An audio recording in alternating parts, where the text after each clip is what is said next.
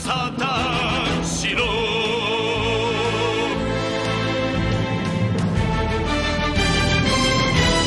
Hello, everybody, and welcome to episode 197 of the Saturn Studs podcast. I'm Kurt, joined this week by my co-hosts Peter and Jake. We come at you this week with the Guess My Breakfast edition. I'll give you something if you can guess my breakfast. Bacon and egg sandwich. That's English my boy. muffin. That's I was worried that you weren't going to pick up the setup, Jake, but you did it. Oh, that actually is a much better setup than what I was going to say, which was my actual breakfast this morning that I had 5 minutes before we went going, and that is a swig of Virgin Tom Collins mixer and a single garlic pickle. That is the saddest and most disgusting thing I've ever heard. I'd rather have Harley's breakfast of choice, which, by the way, I was salivating at. 2 eggs, runny, with American cheese slices on top. Then it seemed like a ciabatta roll, buttered. Brioche. It was brioche. I can see that. I think so. It had the right coloring. And it was just a little bit longer. It wasn't your uniform square sandwich. It was longer, so halfway Probably half between up. a sub and a sandwich, and A couple dashes of hot sauce on couple there. couple dashes of hot sauce and some crispy bacon. Right on there, it's perfect hangover. Pick me up, and I connected So- to that on a real level because. Gosh dang it, guys. We're coming at you live from Gotham again. I know we've been back here a lot, but hey, I was wondering if we were going to be live from Gotham City. we're back again. at Gotham City because we saw Harley and Quinzel in her new movie Birds of Prey. In her new movie, Harley Quinn, featuring Birds of Prey. Featuring a little bit of Birds of Prey. This movie. Show up for a lot of Harley Quinn and just a little bit of birds.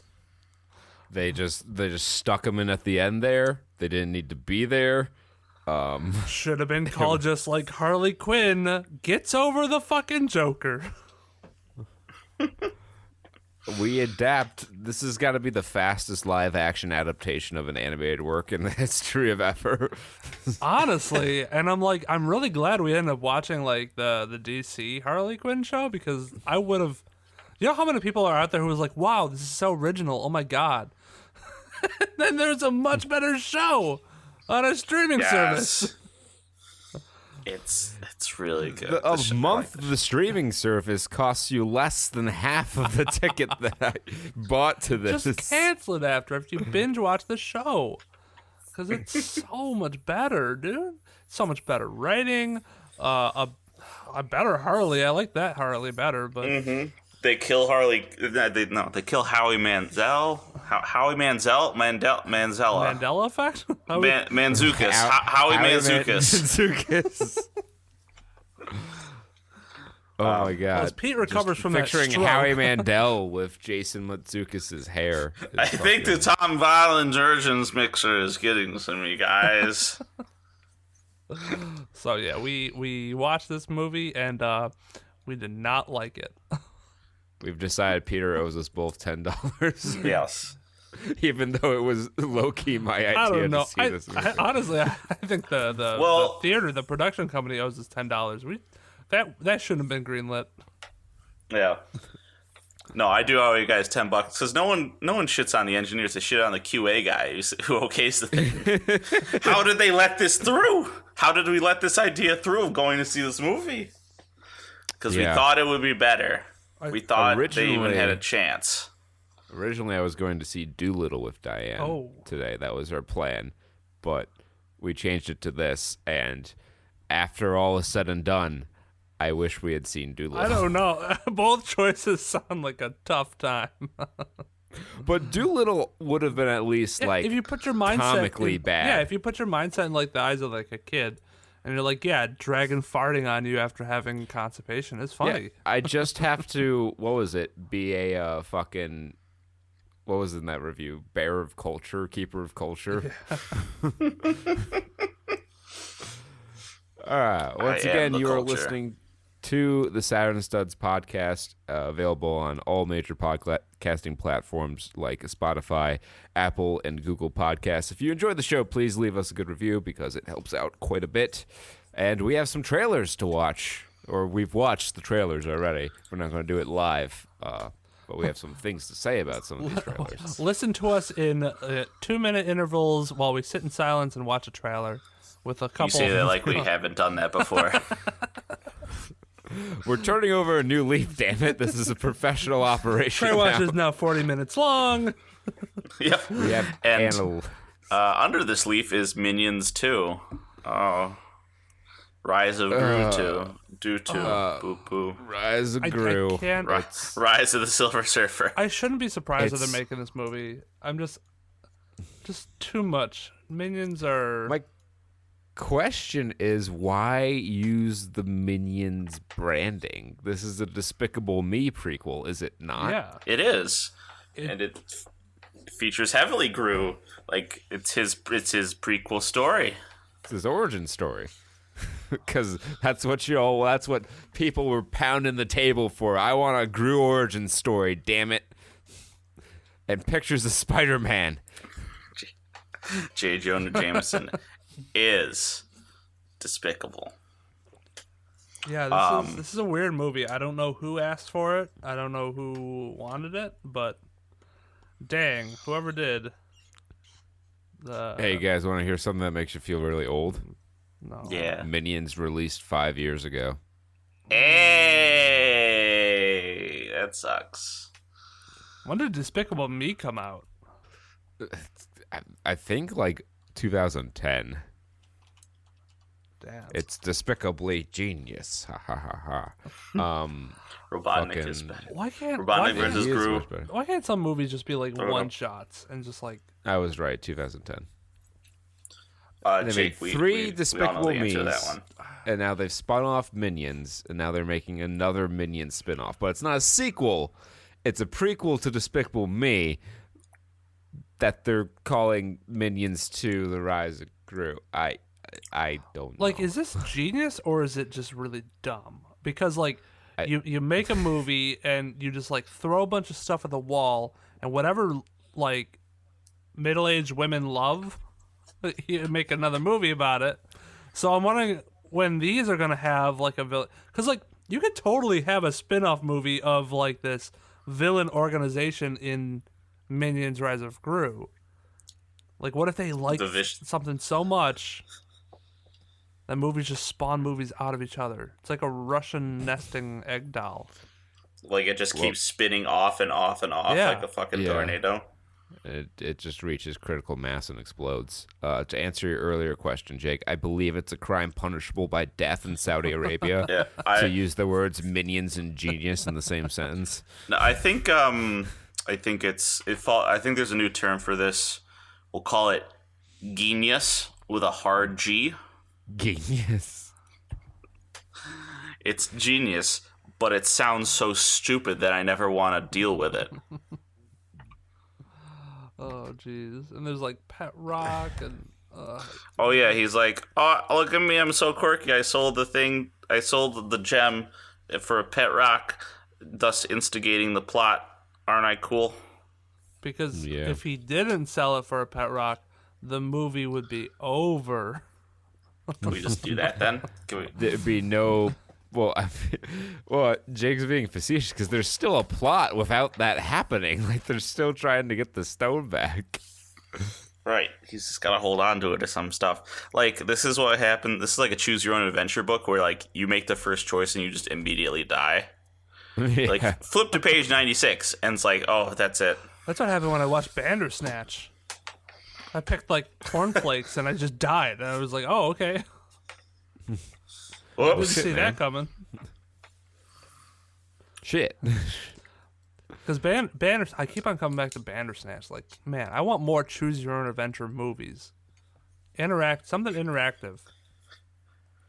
The thing about that is, it's fucking insane to produce.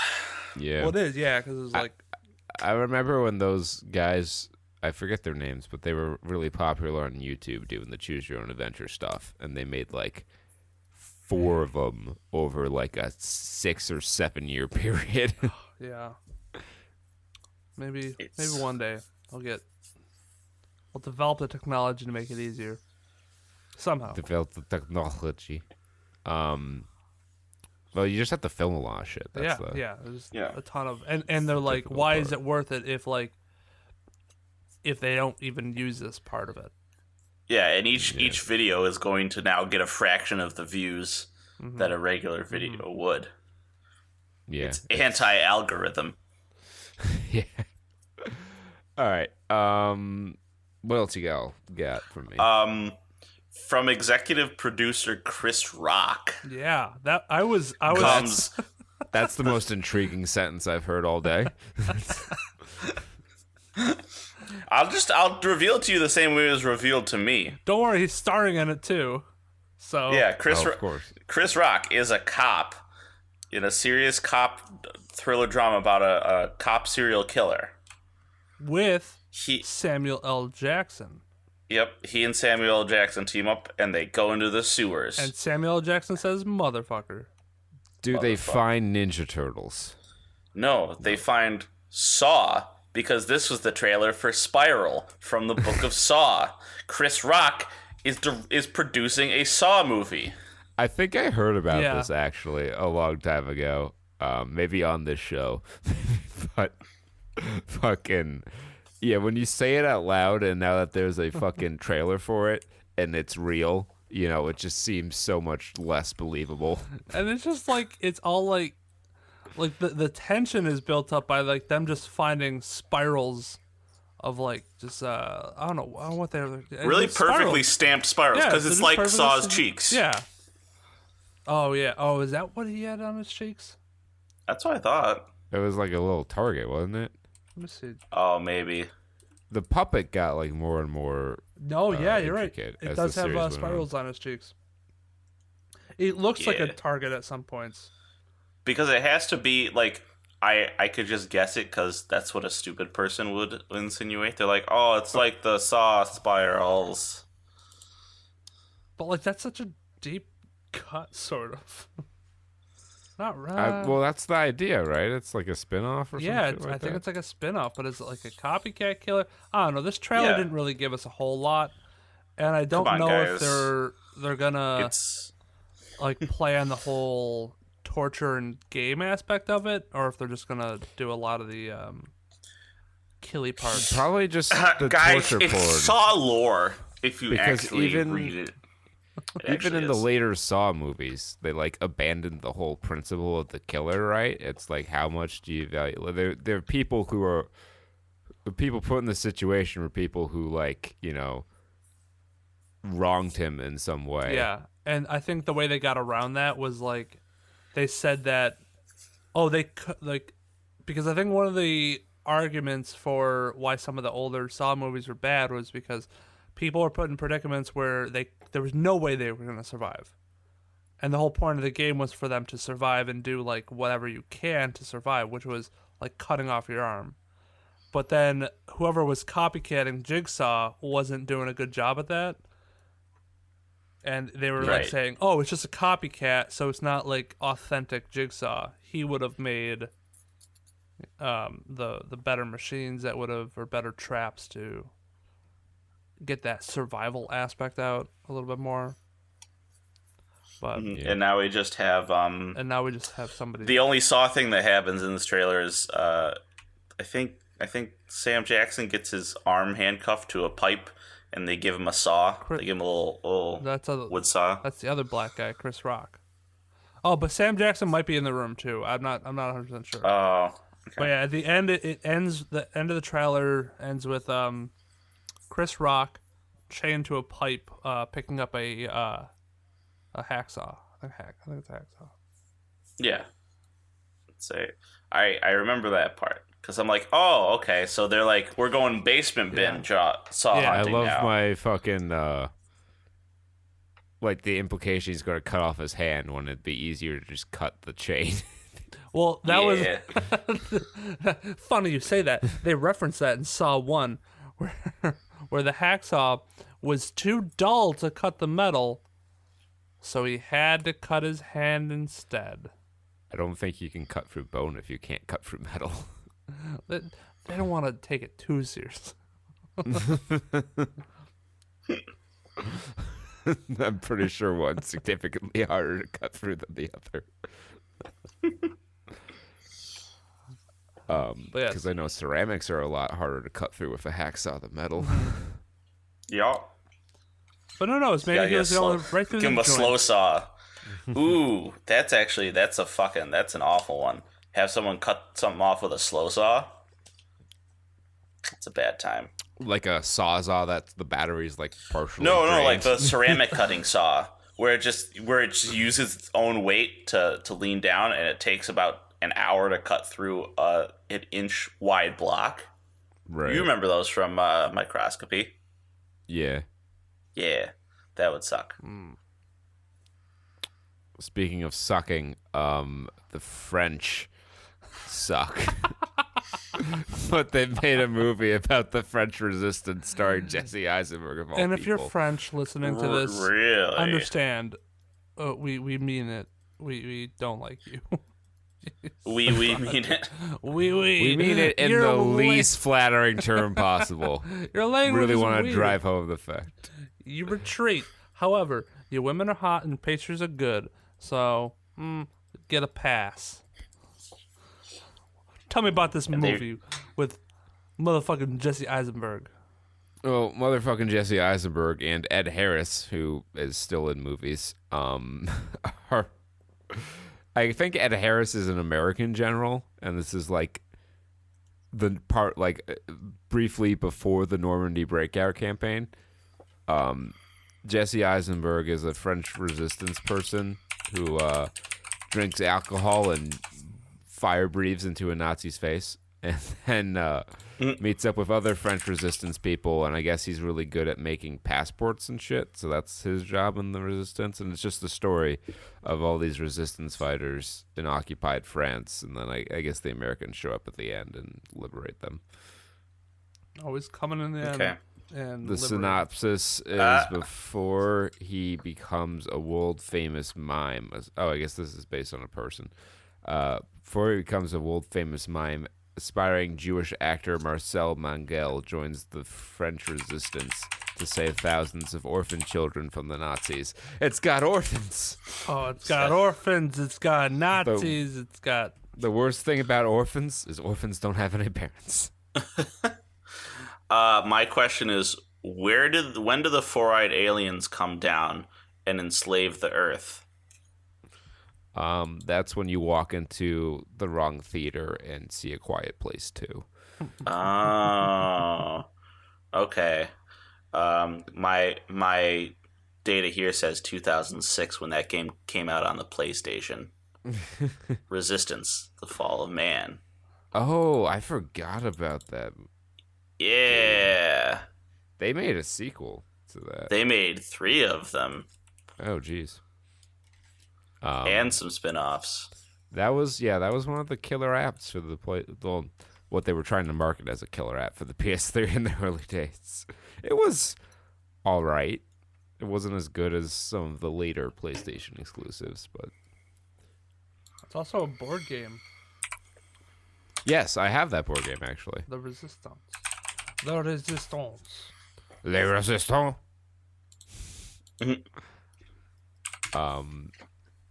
Resistance is futile, much like denial of Jesus.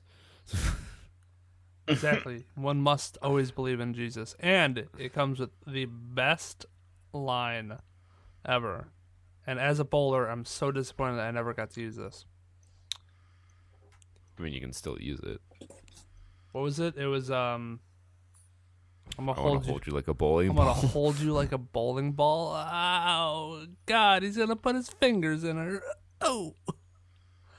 Specifically, So- the middle ring and thumb.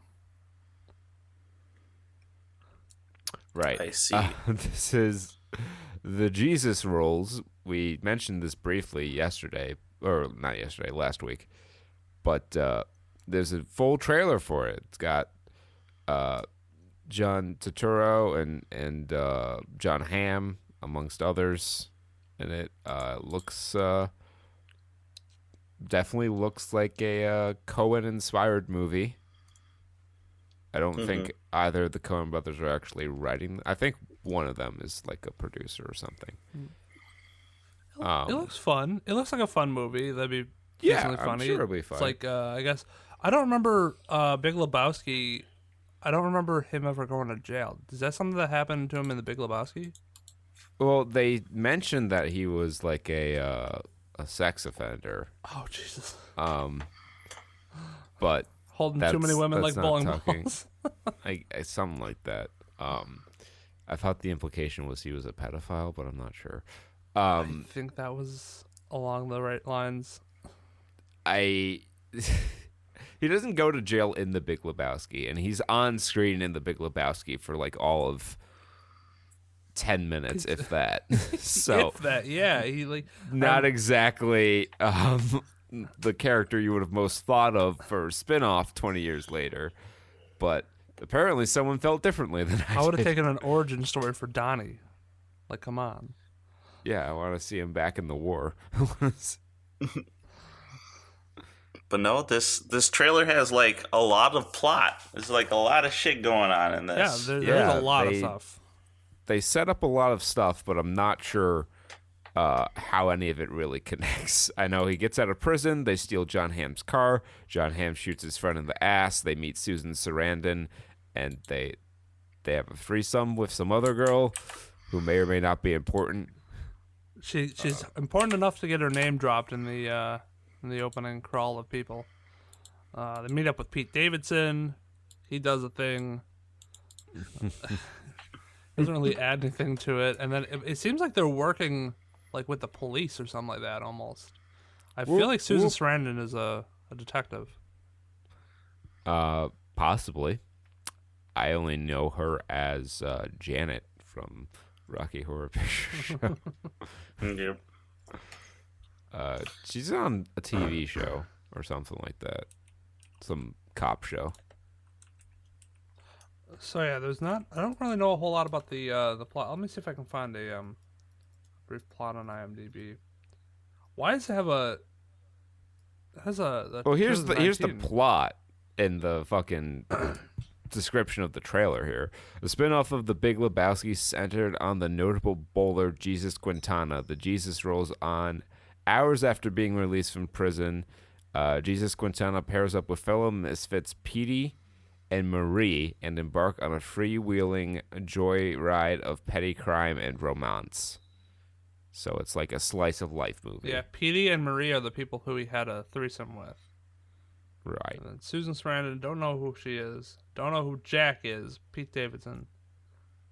John Hamm is Paul Dominique, the only other one that sort of gets a laugh. Take a look at my life. Christopher Walken is in it, and he's the warden. Yes. That's awesome. Love seeing Christopher Walken and stuff. Just love seeing him Christopher walk. Walken. Yeah, so should be interesting. I don't know. Maybe we'll see it. Star-studded. Yeah, the I had to give you guys this one coming up here just because I saw it. I'm like, oh, how do we not talk about this?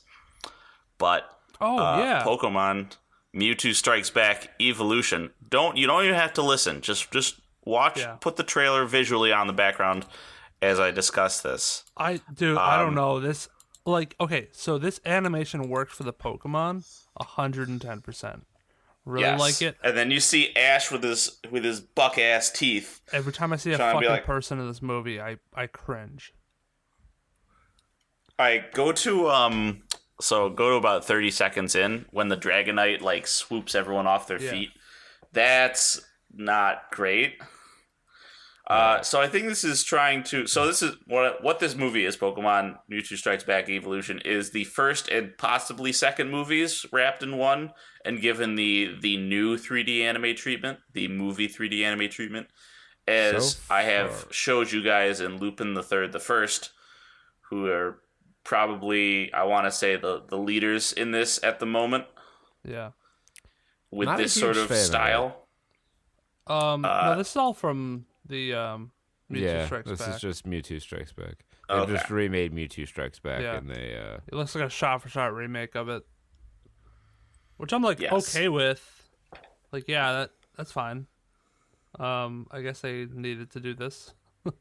I I don't think anyone, because like the movie, I don't think it has like relevance anymore to today's kids. no, it's for people like us. Yeah. Yeah. Or who this But movie I is don't want to for. watch But this. yeah, I was about to say, but I don't want to watch this either. I want to watch it. Then go Like- ahead. It's coming out. like When the- is it coming out on Netflix, Jake? Coming soon. February 27th. Give me a date. So it comes out on Pokemon Day. Yeah. No.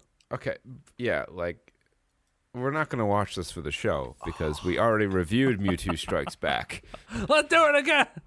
It would just be us. I'll just take the audio from our original review and paste it at the end of the episode because it will be plot unchanged. It would just have new visuals. Just like edit in like we watched Mewtwo Strikes Back Evolution. But I think this already. Give us a nice week off. I think this came out in Japan already. I want to say I remember discussing it earlier. this so- this was something where like it was announced in Japan already. Like and now we're getting it. But I'm excited for it. Not really. I don't know. It's just it's a remake of Mewtwo Strikes Back. It's gonna make me cry and laugh and be happy. 'Cause you were my brother. As long as they have the R&B single at the end. If they don't, we fucking riot. I don't know what to tell you. I don't know what to tell you. If we don't get any Let's all R&B, storm Netflix's corporate headquarters. They can't stop all of us. if they take R&B out of Mewtwo, Empire Strikes Back. I mean, what is a Pokemon movie without an R&B single? I'm having a stroke over here. If they make Pokemon Mewtwo Strikes Back Empire version, I'm legitimately concerned for you right now. oh my god! And they don't put R&B. It's like it's not the same movie. So I was trying to get. It's at. not the same movie. But you know what is the same movie? The Woman in the Window. It's the same movie as Disturbia, which is the same thing as that one Love, Death, and Robots episode where the lady sees the guy kill the girl, but the girl was her, and then she kills the guy, and the cycle repeats. Oh yeah. Yeah, it doesn't help that she's taking meds that cause hallucinogenic moments. So yeah, she thinks she makes friends with this dude's wife, and then she's like an extreme agoraphobe and all that stuff, you know, just classic setup plot filler. And she sees this woman being stabbed. At least she believes she does. And then, you know, they're like, "You've never met my wife," and the fucking completely different woman who's supposedly his wife shows up at the police station. She's like, "That's not who I met." And then she spends the rest of the whole movie avoiding murder from them, and you know, proving her sanity. It's been done before. Yeah. That's Yeah. all I got. Yeah, no, it Close the window. it looks like a neat thriller. It could But be this nice, does- but I think this sends an important message to people out there, which is mind your own fucking business. yeah, right. If you ain't being a busybody, you ain't gonna get wrapped up in this murder plot. Yeah. That's all I'm saying. Just close the dang curtains. Don't be a She busybody. just had the go and be chismosa, and now she's gonna get killed for it. Yeah. You know who also is going to get killed? It's a woman in The Invisible Man, trailer 2. We talked about this a little bit more, but I just want to point out in the beginning of this movie, she has the worst, like, sort of escape, sort of not escape from his house ever. Like, Yeah. she's, like, trying to... You know how you're... you want to like go hang out with friends late at night, but you don't want to wake up your parents or whatever. So you're like tiptoeing around the house and you're stepping on all the floorboards. She does the worst fucking job. She kicks a dog bowl around. She wakes up the dog. She takes off the dog's collar, sets the car alarm off. I mean, she was asking for it. It's fucking Mr. Magoo over here. No wonder she can't see him. It's not that he's invisible. She just needs a new pair of glasses. Yeah. Talking about Just Velma legally over blind here. out here. I can't see without my glasses. My glasses. My glasses. When's that new Scooby? What's the new Scooby-Doo thing coming out? Yeah. I don't know when Scoob's coming out. I'll take a look for you. I'll find out for you. Scoob. I'm that Well, good a Scoob friend. will be fabulous when he comes out. He'll just be Scoob- absolutely flaming when Scoob comes out. May 15th. Nice. When the aliens attack. Yes. Fucking Will Forte is voicing Shaggy. Interesting. And Zac Efron is voicing Fred Jones. That works. What's Shaggy's real name? I forget. Shaggy Rogers. Shaggy's just like a nickname, right? Let me find it. Jamal, We'll I think is his actual name.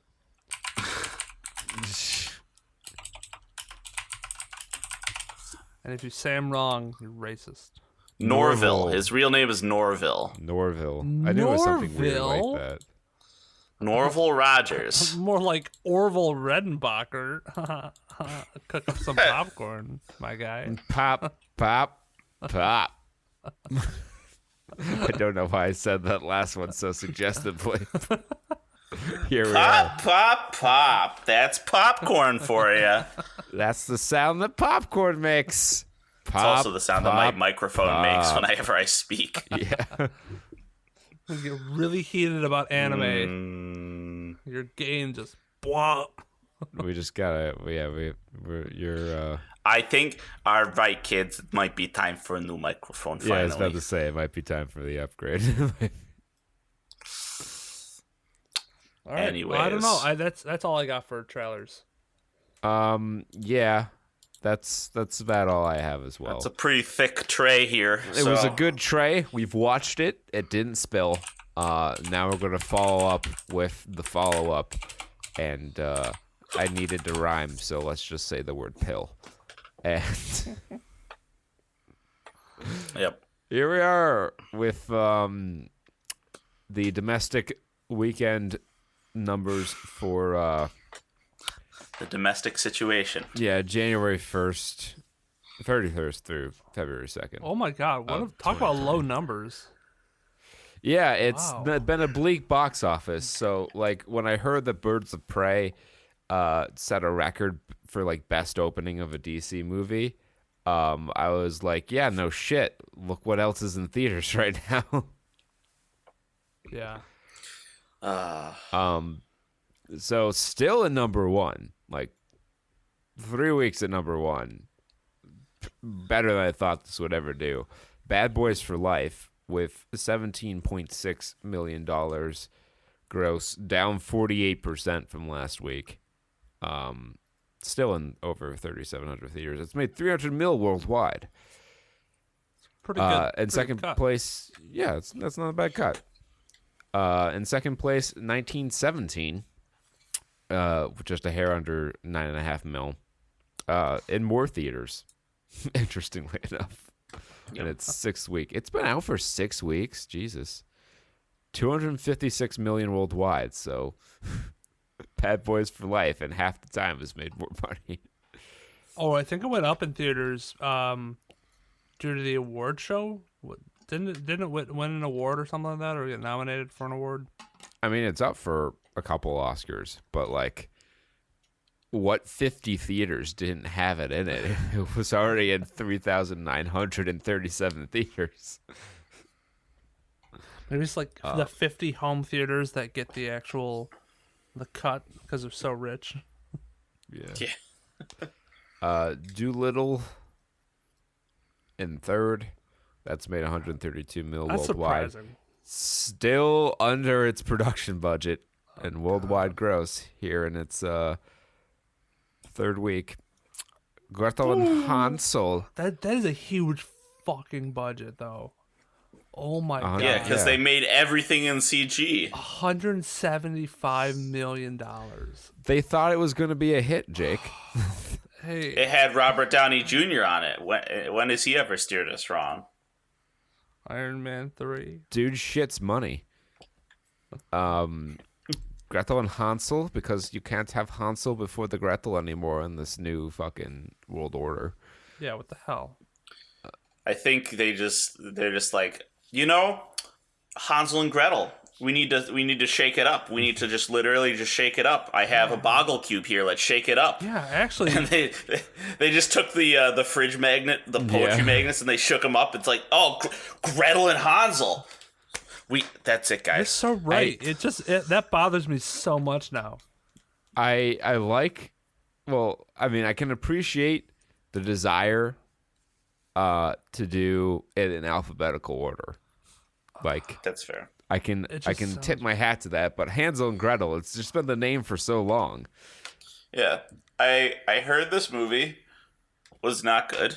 I heard it had Probably, a terrible ending. Probably because that of just Gretel. left everyone going, what? probably Gretel, just dumb bimbo, just fucking. Well, it's a PG-13 fucking horror movie. Those don't exactly have a great track record of success. Oh, is this the movie that I want to say? It has the old lady witch. Yeah. Well, no, I want to say because I heard And something she pulls about a movie. twine out of her mouth. With I heard knots in it, something and that's about a supposed to be movie spooky. where it was like it didn't have an ending, and it Yes, was like this is that. Okay, so yeah, this might be it then. If this Or is maybe the it one. was The Turning. I don't know. Oh, We talked about The maybe it was Turning The last Turning. week. Yeah, I also heard it was. this It was movie sorry. It didn't was The have an ending. Turning, the other Okay. bad horror movie. Yeah, that's right. Yeah, that we did the in-depth review on, Yeah. or in-depth. Oh, where he said they had like the twist that wasn't a twist. there was just no ending. It just to it. ends. It's just... So is that the new thing with horror movies now? We're just not gonna have endings, at least I satisfying suppose endings. so. I would Could be. suppose. Jumanji Next Level in 5th. Gentlemen in 6th, down 47% in more theaters, though. Not a super wide release on The Gentleman, but still a respectable $51 million. Star Wars Rise of Skywalker holding strong in 7th. It will not catch either of its other film equivalents. Nope. Little Women in 8th. The Turning in 9th, an opening in 10th, and I believe setting a record for the worst opening in major blockbuster history. At least for the year, at the very least. Yeah. The Rhythm Section, which opened in 10th with a whole, you ready for this? $2,715,384 in 3,049 theaters, which is an average per theater take of $809, which if you take the standard ticket price of $11, or we'll say $10 for the ease of math, that means that 89 people per theater went to see this movie. All week. Wow. All week, yeah. And it did not get good reviews either. Yeah. When I watch the trailer in full and still need my friends to explain what's happening to me, it's not a good sign. It's a very bad sign. Yeah. Here, let me read some headlines here about this movie. Blake Lively is bad at killing in the rhythm section. Blake Lively's The Rhythm Section breaks record for worst ever box office debut and wide release. Amazing. Yeah, over 3,000 screens, took in just 2.8 in its U.S. domestic opening. So that's, of course, when we see a movie that flops this hard, you know that we're going to spotlight it. Oh yeah. So, Oh yeah. our spotlight film this week is The Rhythm Section. I'm looking at some of the 1 out of 10s. Ooh, oof. 28% 8% on Rotten Tomatoes, 5.4 out of 10 on IMDb. I've never heard of this site, but 2 out of 5 on Common Sense Media, and 57% of Google users liked this movie. The audience score wasn't much better either for Rotten Tomatoes. The audience score was 47% for Rotten Tomatoes. So not too far off from the critics, which you don't. And this is usually the see. same. Yeah, this is the same Rotten Tomatoes audience that gave Birds of Prey an 84%. So yeah, the rhythm section. Here we go. Let's take a look at this. A Wasted Opportunity. This is the top review.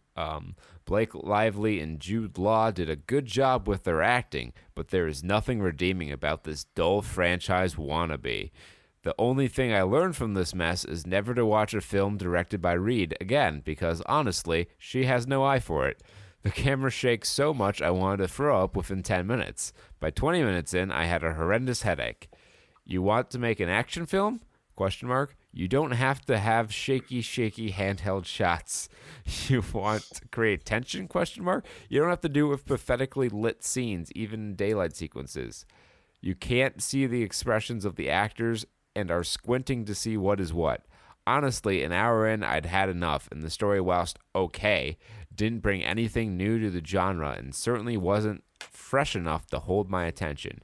Had the directing been better and the shots lit better, then I probably would have given this a 6 out of 10, but as it stands, this is a mess. She gave it a 4 out of 10, BT dubs. Wow. So Jake's already curated some nice-looking 1-star reviews. I am going to endeavor to read the 10-star reviews, and since there are only 3 of them, I believe I will read them all. Oh, no. Excellent. 10 out of 10. Elizabeth Burnell. Exciting plot. Kept us on the edge of our seats, and Blake Lively was excellent. Very different to other films, thoroughly recommend this. 10 out of 22 found it helpful. I wonder how many people. I wonder how much they paid for that review. Yeah. It's their bots. It's the only bots Yeah. they could afford because it only made $2.8 million. See, Blake Lively is excellent. From Jeff 1963. Blake Lively shows true acting skill, convincingly portraying the several different characters of Stephanie Patrick as she changes during the story. Some of the scenes are emotionally hard to watch, so must have been even harder to act. But the rest are well worth it. Highly recommended. Jude Law reprises his veteran trains a young woman role from Captain Marvel with a toughness to match the film's higher age rate. That's not what reprisal is. Oh, God. All right, Jake, take her away. All right, now this is a nice misogynistic review that I love. I'm glad we need more reviews like this, full of misogyny and prejudice. 1 out of 10. Why was this made? By Frey-32660. Another violent female movie. Why are these made in such numbers these days? Female director too? ... But why? Just because executives at studios are too afraid to say no to girls now? Is it that bad? We walked out of this after 20 minutes and sneaked into something else. If I could give this a -10, I would. Stop making 100-pound girl beat-ups of man movies, please. Is that really what Yeah. you fucking said? Stop making 100-pound girl beats up a man movies, please. Oh, I thought it was like you were just 100 reading it girl beat verbatim. up a man. It's just stop. I think they meant to like have it be like stop making movies like where the 100-pound girl beats up a man, and then he ends it on a very subtle note. Thanks, idiots. I'm sure this man would have loved Birds of Prey. Like, shit, that's just, it feels like a plug and play, just like, put it, what's wrong with studio? What's wrong with the studios? They got to get all these. And I mean, come on, director. Come on, director A. Fucking dumb bimbo. All right, and I'll read the last one, then Jake can take a couple more. I'll do another once. I'll find a good one. Why the bad reviews? Question mark by P.W. Smitty. Seriously, period. No exclamation mark. If you like action/revenge movies, comma, this is your movie. It has all the classic elements. Oh, he's praising the inclusion of cliches. They killed her family and, parentheses 2, they must pay the piper. Why was that in there? I love the Taken movies, but let's face it, they're preposterous and humorless. Rhythm section is fun preposterous. And Blake Lively is fantastic. She should win 2 Academy Awards. Best Actress and Best Kick-Ass Actress. So what we've learned here is that P.W. Smitty is the pen name for Blake Lively.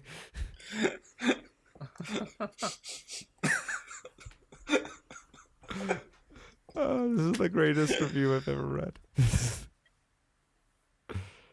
All right, Jake, you got one. Okay, yeah. All right, this one's decent. It's not too long. Some of these people had a lot to say. 1 out of 10. Even made the popcorn taste bad. So bad. Did I mention it's bad? That's just the title.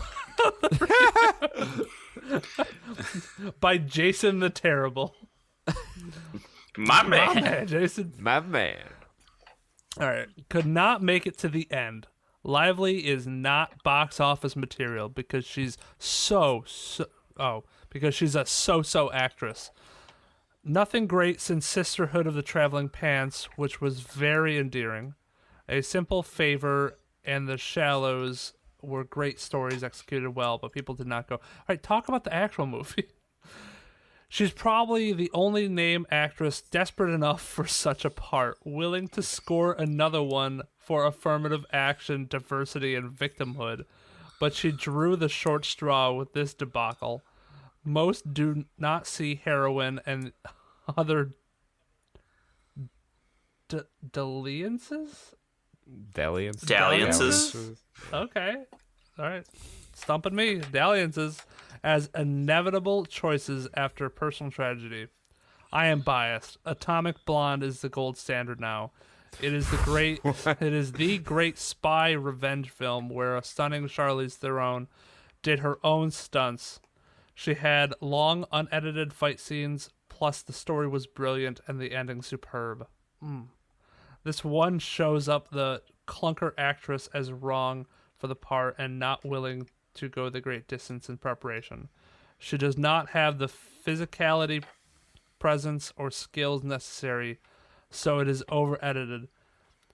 They were going for Jason Bourne, but all they got was Peppermint. What? That's another Charlize Theron movie. Is it? Okay. Yeah. Hey, I guess this guy really liked Atomic Blonde. He didn't really say much about this movie, but it's a short and brief one. 14 out of 29 found that helpful, so nice. 1 out of 10. Wow, that's bad. By Mark's Design. -12-715351. I don't even know what I just watched. 60% of the movie is close-ups of Blake Lively's face. It's like the story of the worst assassin ever trying to get to the bottom of a tragedy in the most confusing way possible. So, I think people didn't like Blake Lively. Yeah, well, it's funny because all the positive reviews praise Blake Lively specifically, but all the negative reviews, which are far more numerous, are bashing Blake Lively within an inch of her life. There's 10 1-star reviews. And there were 3 10 stars. And there's one that is an essay. One of those is an essay. Jesus. Maybe we'll do an extra bit of exclusive content and do dramatic readings of the long reviews. Let us know if that's something that you'd be interested in seeing. All right, so one last thing I just want to point out here is the 2020 Oscar-nominated short films in 465 theaters brought in $1.15 million. So, wow.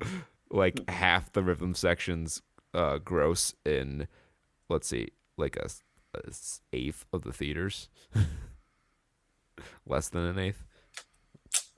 Yeah, seriously. Yeah. All right. Gaming news. We got some stories to talk about here. Disney apparently won't let Nintendo put Sora in Smash Brothers. Interesting. This is not surprising. A battle of two of the more litigious companies in media today. Yeah. I don't know who is clamoring for Sora to be in Smash I'm Bros. sure there are a million people clamoring for. I'm not even being sarcastic. I am 100% certain that you could go on to many a message board and there will be a lot of people going, "Put Sora in Smash!" Oh, 100%. But apparently Disney's like, yeah, nah, I don't want that. Apparently Nintendo has approached Disney about adding Sora to Smash Brothers, not necessarily for Super Smash Brothers Ultimate specifically, but Disney Japan is preventing it from happening for whatever reason. Additional details on the situation are not available at the time of this writing, which was yesterday. I'm trying to think, if they put Sora in Smash, who would you have access to, right? You'd have access to the Heartless and the Nobodies, to Riku, Kairi, and Organization 13. Yeah. And like Cloud's already in it. Yeah, you already have some Final Fantasy characters in there. I mean, like, Well, isn't Sora I could see him having special moves with Goofy and Donald in it, if they could. But wait, Jake, in Kingdom Hearts, like Cloud is also in Kingdom Hearts. Oh. So Kingdom Hearts is Final Square Fantasy, Enix. right. Yeah, they take Final Fantasy characters and take Disney characters and then mash them up, and it somehow actually works. So bizarre. It is bizarre. Like when you explain Kingdom Hearts, like when you try to explain the plot of Kingdom Hearts to someone, oh geez, I was playing it, playing through 1 and 2 and some of the other spin-offs and the collections, and Diane would come over sometimes and she'd be like, "So what's going on here?" I'm like, "Oh, okay. How much time do you have?" Does Barry Kramer's A Good Enough Summary of Kingdom Hearts, do you feel that's adequate? I would call it a good enough summary, yeah. And it's 30 minutes long. Yeah, have you seen that, Jake? I think I saw Donkey's review, or like trying to explain the plot of Kingdom Hearts, and I think I've seen maybe like one other person's stuff. I'll go through it, yeah, because I'm interested. Watch that one. Because I have my really good friend loves Kingdom Hearts, and I just never got into it, nor Final Fantasy. But I know they're great games.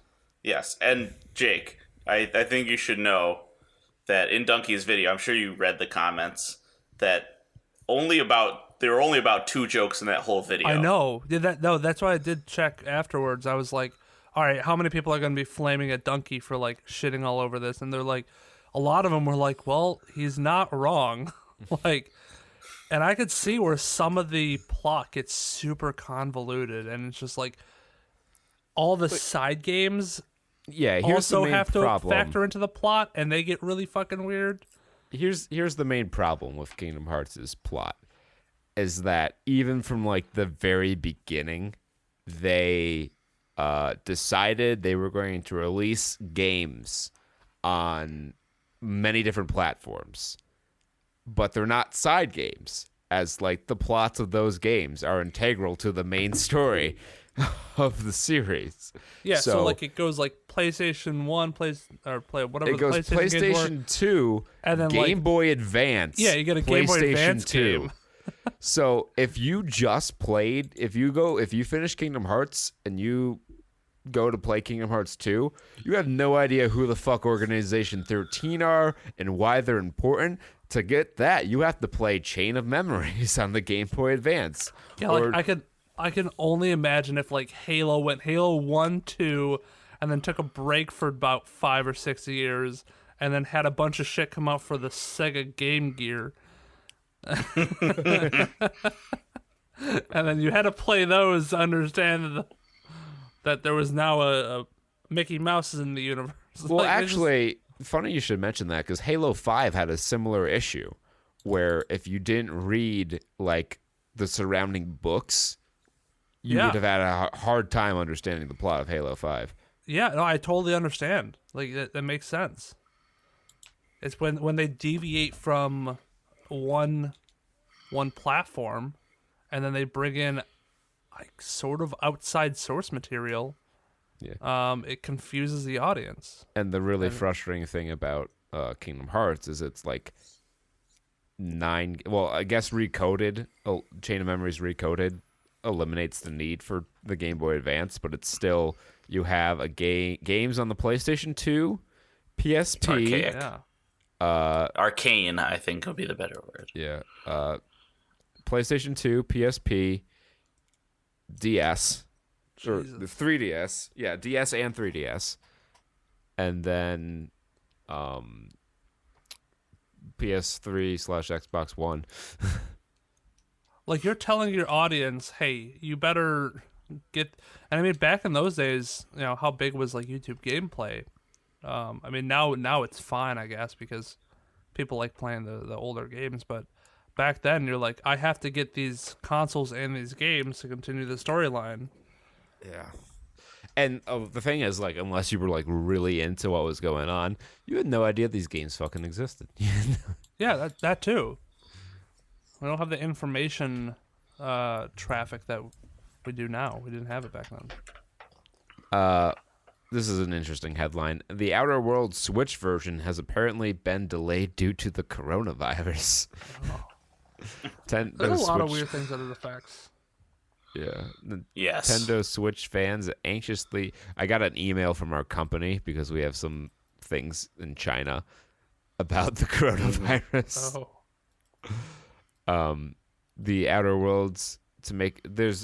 Nintendo Switch fans have been anxiously awaiting for the game to show up on the handheld hybrid, but there's some disappointing news around the corner as the Switch version of the game has been delayed due to the continued outbreak of the coronavirus, which has made development time slow, I guess. I don't know. Obsidian isn't in China. I'm not quite sure.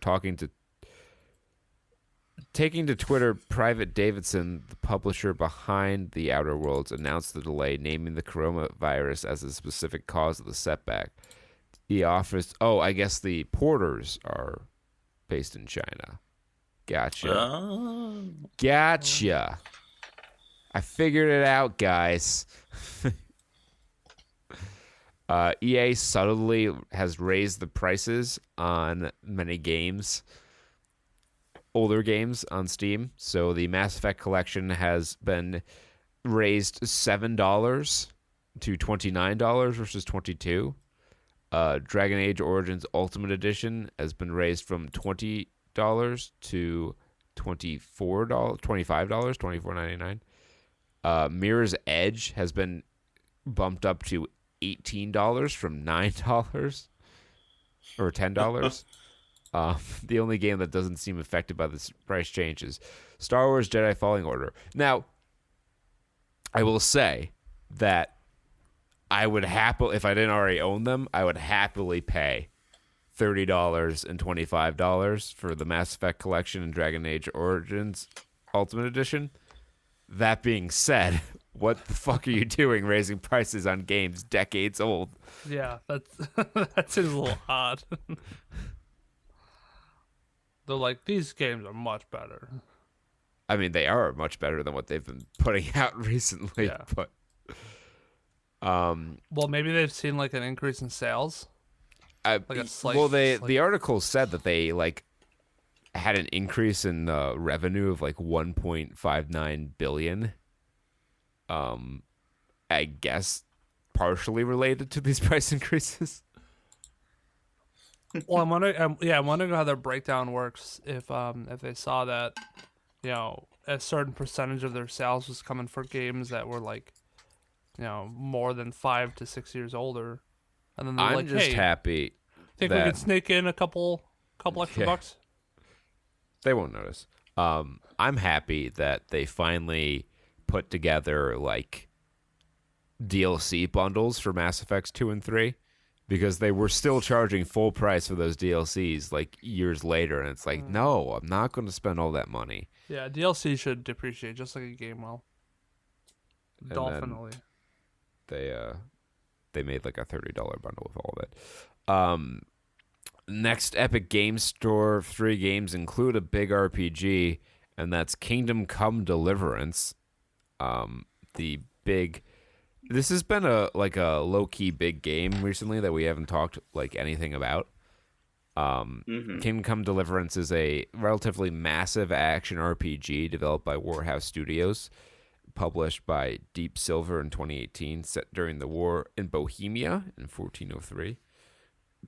It puts emphasis on historical accuracy, and players can assume the role of a warrior, a bard, or a thief. While Kingdom Come Deliverance was criticized for some of its bugs upon release, it was still well received, and many players will be happy to bring it home at no cost. I've heard good things about the game. Apparently, it's like a lot of it's like if you max it out, like your PC will not be able to run it because they've designed some of the higher settings for future hardware. They pull the crisis on you. I kind of like that. You'll check. I mean, hey, if it's free, why not? I would love to future proofing games is always a good idea. The other game that they're going to put on there is Aztec, a side-scrolling beat 'em up that has a smattering of turn-based strategy elements with a unique art style and historically rooted setting. So that's interesting. If you pick up more games, you should really check out Epic at least once a week, because they seem to update their free games pretty frequently. That's nice.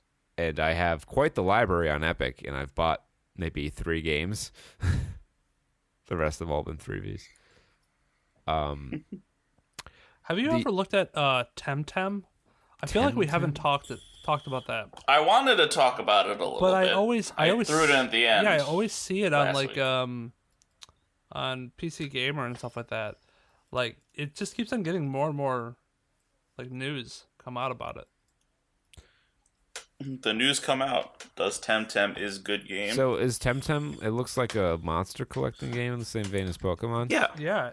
Yep, it's an MMO monster collector. I got a little bit of flack because they thought it was just a knockoff Pokemon game, but it's they actually kind of wanted to. A lot of people enjoy it for quality of life improvements over Pokemon. Yeah, I've heard a lot. I keep referencing this thread, but it was a very interesting thread to read through, despite some of the pretty lukewarm or just bad takes from people. There was a controversial opinions thread on it was either True Gaming or Gaming subreddit, and one of the unpopular things was as I play more monster collecting RPG games, I start to realize that Pokemon's probably the worst.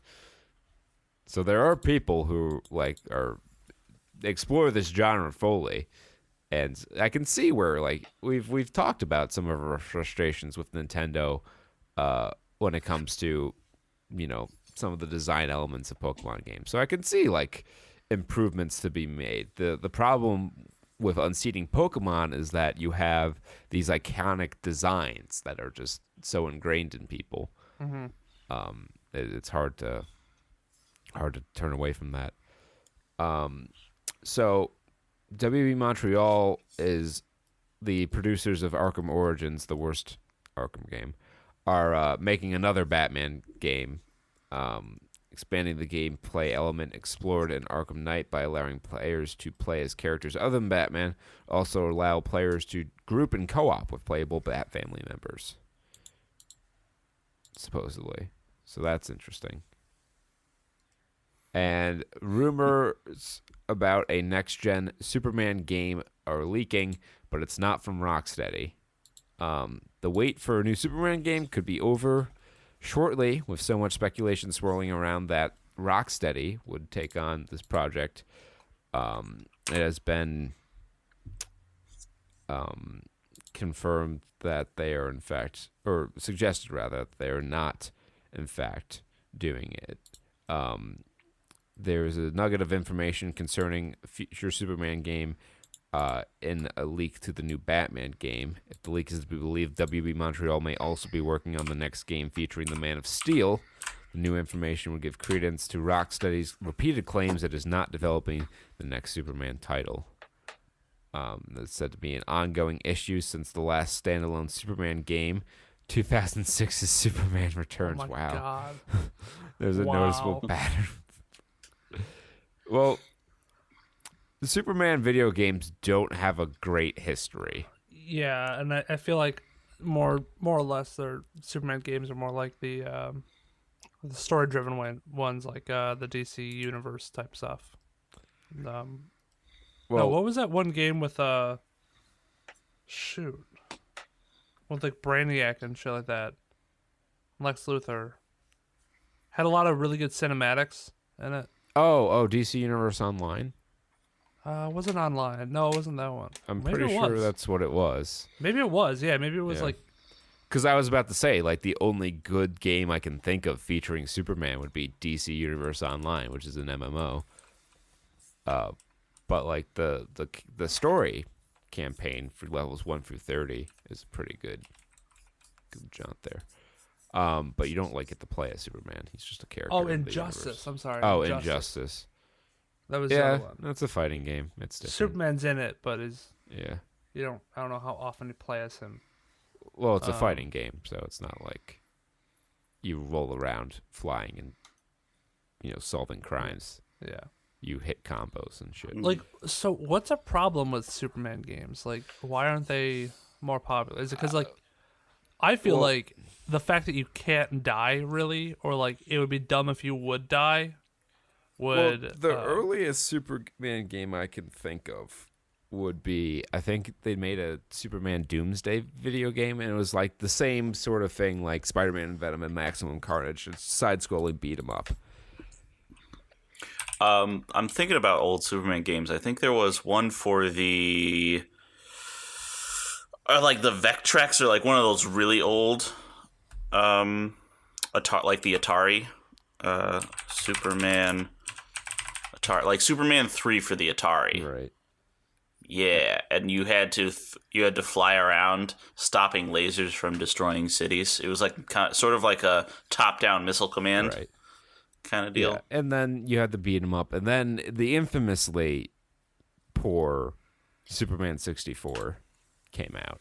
Yep. I think the problem is they just haven't really figured out how they want to design a Superman game. Mm-hmm. And, like, to be fair, there weren't a whole lot of Batman games before Arkham Asylum came out. And many of them had, like, good stories, but the gameplay was clunky. I've played through Batman Vengeance and Batman Rise of Shun Tzu, which had, like, all the voice acting from Batman the Animated Series and the story written by the same guy. So, like, that part of it was good, but, like, the actual gameplay was pretty clunky. No one's really just attempted it in a meaningful way. Speaking of not attempting things in a meaningful way, no one in a meaningful way attempted to make Birds of Prey a watchable movie. Yeah, no, they did not. Like, I try to defend it so hard, and I can't come up with anything.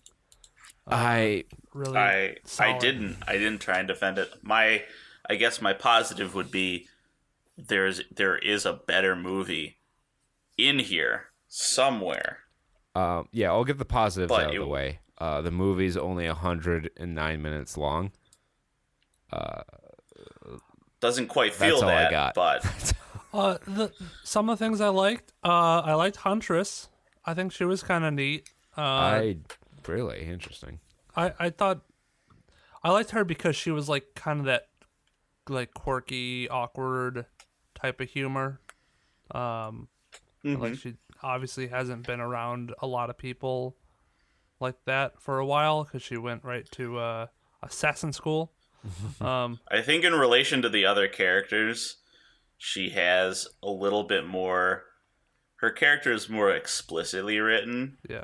Like, because she actually has a backstory that they flashed back to. Yeah. Besides Harley Quinn, I can't say that for really any of the other characters. They only did it for Huntress. They didn't really do it for Canary. They kind of touched upon it with like her talking to the cop. They gave her Renee got like a couple lines of dialogue. Yeah. And then Renee was just like the cop that just kept on getting shit on. And that's about it. But Huntress I think she was a good straight woman to everybody's chaotic kind of behavior. So, especially Harley's chaotic behavior. I don't know if I'd say Yeah. that, but I like how her character is definitely like it's a character in that she is the awkward I like it. Her backstory informs a character of I did revenge my whole life. So I have no idea how to fucking I can't order a cheeseburger. Well, that and Shit. she finished her revenge. When she killed that one guy, she's like, I'm done.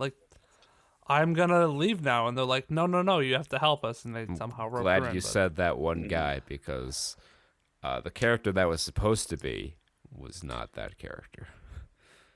But that's my see. main problem with this whole fucking movie and why I didn't like Huntress is because every fucking character in this movie is bent so far out of character to fit the stupid writing. The writing was real bad. Although all right, how y'all feel about Ewan McGregor as Black Terrible. Mask? I felt he was really. Okay, I bet I will put money on it. That's not Black Mask. That's not how Black Mask should have been. And if you're looking at it from a direct adaptation version of Black Mask, probably not. They probably missed the mark. I don't know Black Mask, so I'm coming in fresh. I liked his portrayal of him.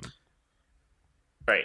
All right, let me say this. Ewan McGregor as the antagonist of this movie. Yes. How Yes. about I enjoyed Still, that. I don't know. I just felt the characterization was just weird. Okay. It was didn't- different though. You're I mean, right. It yeah. was different. But it just I think he was given bad writing. That's my plan, because I liked him as a kind of a eccentric asshole who's just he's got all these little fucking he's just anal. he just came across like- as so nebbish though, which is not Yeah. a quality to have in the main villain of a superhero team up. You really need a strong villain, and I didn't feel that his portrayal of Black Mask had that. Now Ewan McGregor had some comical moments. I like Ewan McGregor as an actor. I just didn't care for this character, especially when it's supposed to be Roman Sionis. And it is Sionis, not Sionis. I don't know why half the people in the movie pronounce the name wrong. There's a lot of typo level inconsistencies, I think, in some of this writing. I remember there's some he/she mix-ups. Yeah. I can't remember exactly where, but I remember some lines where they refer to a character as he, and they're like, nah, she, and I'm like, wait, what? Yeah. QA for the Continuity script, please. editor, where are you? All right, well then we'll talk about this character, and then we might we'll segue into spoilers from there. So tell us about in the comics, who is Black Mask? Black Mask is one of the most ruthless and vicious fucking criminal masterminds in the Batman universe. Now, he's not a top tier villain, but as far as the organized crime goes, he's right there with the Falcone family in terms of running Gotham's crime. And if you all recall, we watched Batman Under the Red Hood for this show, and his characterization in that was much closer to that of the comics, where he's vicious and raving and just angry. He's not an effeminate fucking germaphobe, I guess, was the character trait there. I don't know. I thought that was funny, And though. fucking he wears the mask for all of 2 seconds in the goddamn movie And then takes it off. Yep. because we spent all the money on Ewan McGregor. We need to have Ewan McGregor's face in the movie the whole fucking time. And he's so ineffectual as a villain. Yeah, and I think I feel like if they were trying to make him relatable or realistic, maybe their thought process was somebody isn't gonna be this chaotic, angry, hate-ridden person all the time. Like, he has to have this kind of, I guess, sensitive side to run this organization and be this business mogul. And he also needs to be the face of it as well. So he can't be the face under a mask. So I guess that may have been why they didn't want to put the mask on him all the time. However, it would have been a lot better if he used the mask more often when he was in his the anger states, His, fucking torture chamber. For sure. And Jake, I think you kind of hit the nail on the head inadvertently. Is that both the tone and the plot and the pacing of this are fucking just wildly inconsistent. I mean, but if you, 100%. But remember that part where they transitioned from a fun action montage of everyone working together as a team to fucking straight up thriller horror on a fucking broken pier? Yeah. But it sort of makes sense because it's supposed to be a story told by Harley Quinn. I guess she's a chaotic person, so it made sense for the all the jumps and the stop here. Let me go back and introduce this character. And my friend was sitting next to me, and he was like, "This is fucking pissing me off." That's what he was at. He's like, "I can't. If they do one more dang jump cut to flashback thing, I'm gonna lose my mind." And then they did it, and he's like, "Just get on with the fucking story, dude. Tell the story." My response to you there, Jake, is why does this have to be a story written by Harley Quinn? Because it's good if it fits, but it fits, but that doesn't make it work for me. Exactly, and it doesn't need to be. It never needed to be a story written by Harley Quinn. It could have involved her. We could have had a normal, sane person do the writing, and it was written as if Harley Quinn was writing. And I'm sure that's how they wanted this direction to be taken, because they're like, all right, this is narrated by Harley Quinn. Let's have it paced like Harley Quinn's mind, which is chaotic and all over the place and scatterbrained, distracted. And I think it just doesn't work. I mean, there's a reason why movies focus on pacing and tone consistency. Even art direction consistency was so out of place. When they're out in Gotham, it's the typical DC pseudo bleach bypass, low saturation color grading, except Harley Quinn's a really out of place pop of color there. But then when they're in the fucking fighting in the end scene there, in something out of Ron Howard's Dr. Seuss's How the Grinch Stole Christmas, that was so out of place and so jarring. And then they, like Peter said, smash cut to this fucking Pet Cemetery horror pier. Let's talk about the movie. Let's start with let's start talking about the movie. Let's talk about spoilers. Yeah. Spoilers happening. I'm gonna start talking with the Ace Factory explosion.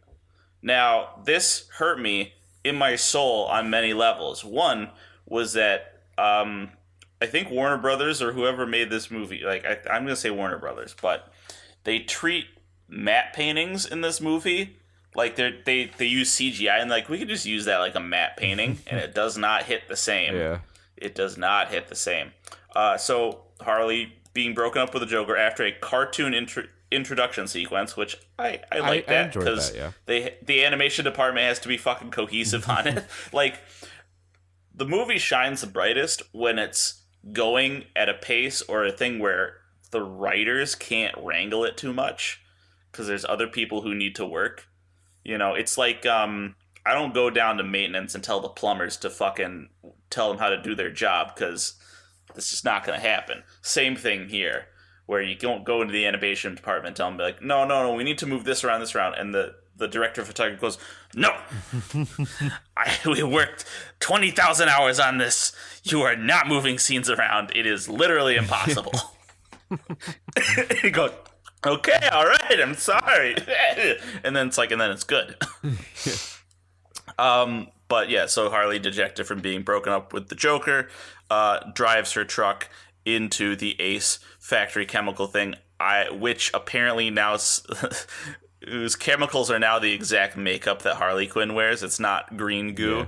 It's not radioactive goo. It is Harley makeup. That's what they make. But that's not the part I was grumbly about. It's that after she drives it in, there is, I want to say, so the thing explodes in a CG array of like nasty washed out color or like all this shit. Meanwhile, as I want to say 4 audio tracks happen at the same time, it's the explosion sound effects, the incessant pop music that goes throughout this entire fucking movie, in true Warner Brothers Suicide Squad style, Harley's narration, and then the opening title effects for the title of the movie. Yeah. And that's when I knew what we were getting into. And Harley, like Margot Robbie's Harley Quinn, like there were moments where the performance was good, but there were many, many more moments where the character was just like a fucking caricature of itself. Mm-hmm. And it was really difficult to get into, and just like so much. The fight scenes, the soundtrack, which I bet they were like putting a lot of money into, thinking that would be like a big selling point of the movie, but I didn't particularly like. Well, they had Warner Brothers music library, so I've said this before. Like, you use what you got. Sony has an extensive SFX department and digital animation department, so that's why they get like stuff like Pixel, and they're like, we're gonna do Pixel. We're going to do Spider-Man and Teenage Mutant Ninja Turtles, and we're just going to do it all in fucking CGI. Warner Brothers, they have an extensive music library, so they're going to plaster every one of their movies with 1,000 pop songs. It It just was very poppy. so little of this worked for me and like worked together as a movie. Like it just fucking, and there's a lot of things in it like this. I guess this is like a girl power movie of some sort because every antagonist in this movie is a man.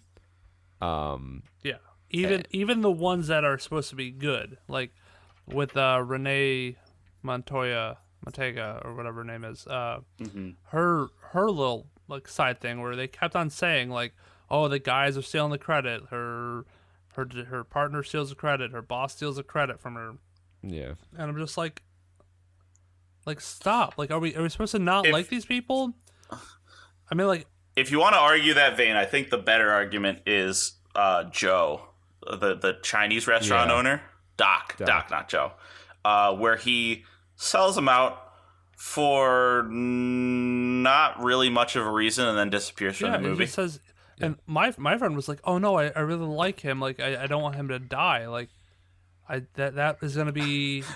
It's gonna be so sad because you can kind of like see it coming, where all these villains are after her. Like he's right in the direction. He's right putting himself in the fire path. But no, instead he like pulls the opposite. He sells her out and just I don't know. It's kind of shitty. Without prior characterization, like.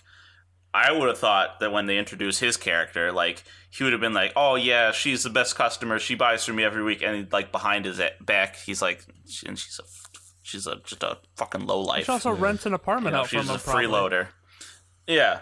Like, I would at least like to see that so we have some prior reason to hate him when he sells her out. Like, I don't know. It just feels weird and maybe not in place. There's a lot... And... a lot of it's in the details. A lot of this movie is in the details. If I wrote this movie, I feel like I would write some better scenes in there. I don't know how I'd write the whole fucking thing, but there are many times when I was like, I could do a better. I could make people laugh because this movie tried to make people laugh. There were a couple chuckles at the end. There were when some it was like chuckles scattered here and there. Not all of them from intentional sources of comedy, but right. So like. The first one I thought of was when she drops her egg sandwich, which was obviously meant to be a joke. Yeah. I was like, but I've seen this on YouTube for the last 10 years of my life, this kind of humor. So it just fell absolutely flat for me. And I was like, I know how to write the scene better.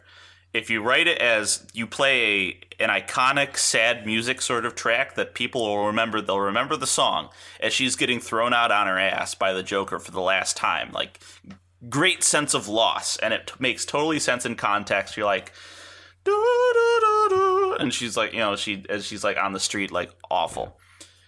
Then you do the movie and you get to this, and she drops her egg sandwich and it plays the same song. That would have been fucking funny. Yeah. Can we talk? I would have laughed my ass off. About the elephant that. in the room, the Joker. Yeah, he's not here. They reference him so often. Just fucking put him in the movie. If he's that important, why hasn't he showed up by now? Like, I get it, they're broken up. You know what show did this really well? Tell me. The Harley Quinn show. Yeah. The Harley Quinn show, which is entirely about Harley Quinn getting over the Joker and him being just a real asshole, as he do. And she's got to, like, realize that for herself at the same time getting back. Instead Like, of Ewan McGregor being the Black Mask, make him the Joker. That's bizarre, but make him the Joker. I feel like... Or put somebody else in there as a Joker. I don't know. Yeah. Bring back fucking...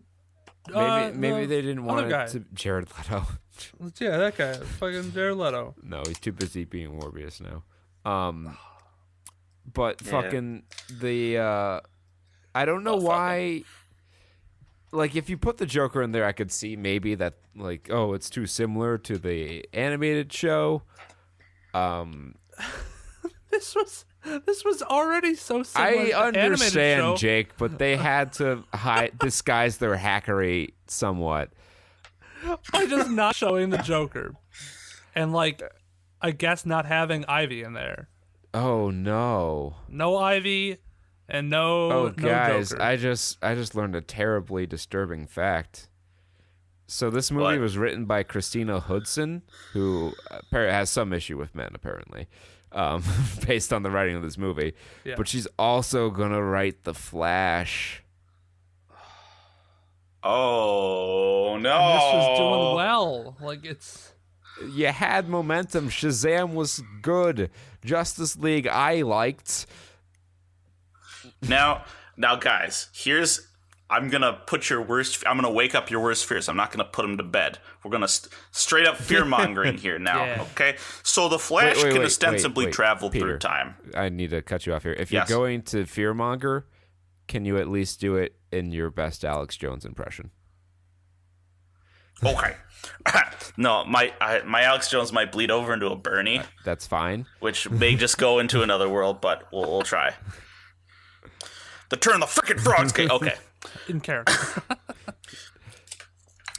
So as we all know, the Flash is a character that he has access to the Speed Force, and that means he can really travel through time, actually.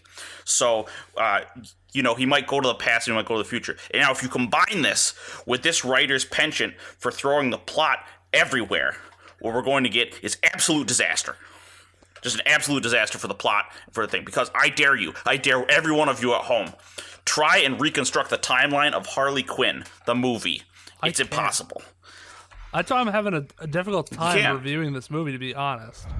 There's so much back and forth with the movie. It's like, where do you start? You can't go in a linear direction because you're going to keep on going back to, like, describing. It's honestly better off just, like, explaining Remember that part where they freeze framed in the middle of her firing a gun to have a 15-minute Yes, flashback? I do. Yeah. It's like Christina Hudson watched Pulp Fiction once and was like, yeah, I'm going to do that because I'm so clever. Right. And then... Remember that part where the bank details were inscribed on the atomic structure of a dime? Laser encoded. My soul exited my forgot body. about that. I was trying to forget about that. I turned, as soon as that happened, I turned to Diane. I'm like, that's not how that works. You can't do that.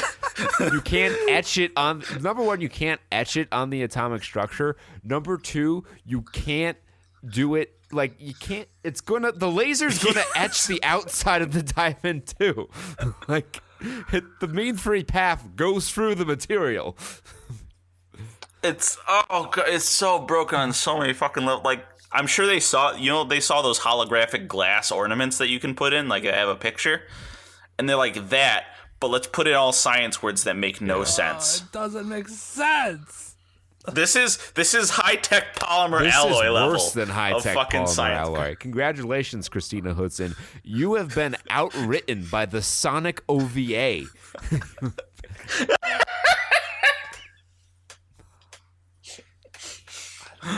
Oh, I don't even know how you could twist no. that to make it work, other than just can't. etching it on the surface. Yeah, that's that fine. would've been fine. Etched into the diamond. Etched into the diamond are the bank details. You didn't have to go farther than that, but they had to throw in some weird ass science mumbo jumbo. Yeah, so she I like the police scene. We're going back to this. So we're doing a Harley style fucking review here. So back at the police station, like, I kind of like that scene. That's a very Harley Quinn thing to it's do. good. To shoot people with confetti guns and beanbag rounds, even though I'm also pissed that's not how beanbag rounds work. If you shoot someone from 2 feet away with a beanbag round, they will he's die. dead. Yeah. Their face will He's explode. Fucking that. Not only that, like, I had a problem with that fight scene. I had a lot of problem with the fight scenes because, first off, the choreography on a lot of them was terrible. Yeah. Also, This wasn't one- Stone Cold Steve Austin in that? I don't think Wasn't so. Was he he? the big I bald don't. cop? Let's say I he's don't not. think he let's was. just leave him out of this. I'm going to, even if he was, I'm going to say that he wasn't. I'm gonna find this shit. And fucking none of the cops even draw their guns. No, they don't. When you see somebody shooting your fucking coworkers and you have a gun With a grenade launcher. She kicks in the shoot door. her. She kicks in the door, and there's like 10 cops in this room, and they're all like, oh, then they throw their hands up, and you can see the guns on their waists. She kicks it. She can't shoot all of you. Just draw your like, even if you don't hit her. The guy in the even if she had him all at gunpoint, the guy in the hallway next to her didn't draw a gun. None of the rest of the office heard. Oh, there's explosions downstairs. Might want to check Like, that I out. understand that she'd probably just like dodge the bullets because she has plot armor, and it's that kind of movie. But still, at least make the effort. You know? Yeah. No, I totally agree. And there's another instance of this happening too, of like when the one of the rival gangs or like mercenaries comes to get the kid, and they're in the Are you talking about the They're in the evidence evidence locker, locker, yeah. fight scene? Which I thought would be Which so was cool. great. Like, she does it for a little bit. I wanted her to fight with a bunch of stupid ass props before she found yeah. her Yes. bat. I wanted that too. You know, I And want- they missed. I want her beating someone over the head with a Lego Yeah, dagger that'd be amazing. That'd be really, really cool. or some silly But shit like instead, that. they had like one of the mercenaries literally walk up to her with a gun, point blank range, so she could grab it out of their hands. That's not how guns work. She lights, Yeah. You idiot. Fucking. Then she lights a guy's beard on fire, and it's apparently been soaking in gasoline. It's just. And then they went for. I like the part where she sniffed it, like the Yeah. cocaine was coming down in like snow shower. That was great. I was like, Yeah, do more of was that. the kind of like zaniness that this movie needed more of. I referenced this before we went on air, but my girlfriend found a pull quote of a review that called this Deadpool meets Tarantino. I can see the Tarantino with the nonlinear storytelling, even though that's a terrible comparison. I'm not even a big Tarantino fan, but even I know the man deserves better. And like, I don't see where you get Deadpool out of this because they made jokes. Deadpool's jokes were actually funny. Yeah. Yeah, it's because it broke the fourth Oh, wall. I see. Kurt. Okay. It's the Deadpool of So DC. they were all the most It's the Dark Souls of the Deadpool. most the most surface level connections. I get it. Okay, because reviewing media is dead. Yeah, pool. Deadpool. Yeah. All right. Yeah, sorry. But yes, that's not how beards work. That's not how bullets work, like you say. Notice, and I notice how we haven't talked about this plot because it's the most simple plot told in the most convoluted way. There's a magical MacGuffin diamond that a little pickpocket girl swallows, and everyone's after it. Everyone's after it, and they all converge at the end at a fun house, and they have a fun fight scene. Now, Yeah. this again, I haven't seen Suicide Squad, so I'm not gonna fucking speak from experience. I'm gonna speak from the peer evaluation of Suicide Squad, which was that its pacing was also awful and janky. That's fair. Yes. And very disjointed. I'm gonna skip ahead for a second to the climax where Roman explodes, which I thought was as a funny little visual. Everyone was like, "Oh my god!" And I was like, "I've seen enough gory explosions on the internet. Thank you very much. That was very fun." But she's like, "I got your ring," and she pulls out the pin, and I'm like, "Oh, it's the grenade, okay." And I knew it was the grenade because they clearly established that she had the grenade, and that was the one thing she pulled. And I was like, "When's she gonna use the grenade?" And I was doing that for about 20 minutes, and she did. But then they were like, "Oh, let's flash back to it," because they might have forgotten. Did they flash back for it? Yes, like right when she pulled the pin, they flashed back to just the clip of her taking the grenade out of the box. Oh my god! And I was like, How dumb why? do they think we are? So dumb. It's like Pretty dumb. It's I know exactly what Peter's referencing in Suicide Squad, where like the fucking all they've established that entire movie, which was just a confusing clusterfuck, was that if her heart's exposed, you can kill her.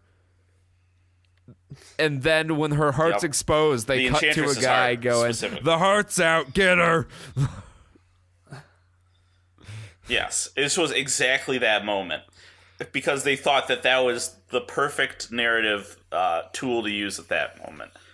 Just stupid. Stupid. Remember the hyena that... I'm just going to start nitpicking about Go some for it, garbage. Because there's... Like, remember the hyena that was there for one joke and then died? Even though they could have done better jokes. You know, this is R-rated. You know, Harley could have been like... It should have been a female hyena because female hyenas have larger penises than the males. They have a giant-ass pseudo-penis, and she could have made a joke about that. She's like, she's got a bigger dick than some of my ex-boyfriends. You know? And then the hyena laughs, and everyone laughs, and it's great. But instead, she gets it, and then it dies. Well, it doesn't actually die. Well, it's presumed to die. Glad it was such an important thing in the movie. Cool. She should have, in that same scene, she should have definitely poured the vodka into her cereal. 100%. I was waiting for her to do that. Instead of the milk. Yeah, that's a joke I noticed too that they didn't make. I just saw the vodka bottle. I'm like, okay, yeah, obviously she puts the vodka in her cereal. Nope. Well, like, it makes so much sense to, like, make, like, a White Russian cereal. That's a Harley thing to do. 100%. Especially when she's going through the breakup. Like, Yep. so dumb. Why?